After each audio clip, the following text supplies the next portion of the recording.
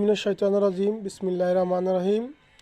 লক্ষ্মীপুর জেলার কমলনগর উপজেলার মধ্যে বিশেষ করে তোরাকগঞ্জ থেকে পূর্ব দিকে চৌধুরী বাজার পর্যন্ত যে রাস্তাটি সংস্কার করার জন্য কিছু কিছু স্থানে তারা কাজ চলমান রেখেছেন। তবে এই রাস্তায় বর্তমানে যানজট অত্যন্ত ঝুঁকিপূর্ণ এবং রাস্তায় বালুর কারণে সাধারণ মানুষের জীবন দুর্ভিক্ষ হয়ে পড়েছে।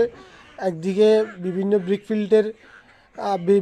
ব্রিকফিল্টের অবৈধ ট্র্যাক্টরের বালুর কারণে আশপাশের দোকানদাররা ব্যবসা করতে খুব হিমশিম খাচ্ছে এবং ব্যবসায়ীরা খুব ক্ষতিগ্রস্ত হচ্ছে। এ বিষয়ে তারা ব্রিকফিল্ড মালিক অথবা রাস্তায় যারা কাজ করে তাদেরকে রাস্তায় ফানি মারার জন্য বলা হলেও তারা অদ্যাবধি পর্যন্ত ফানি থাক দূরের কথা, তারা কোনো ধরনের প্রয়োজনীয় ব্যবস্থাও নেয় না।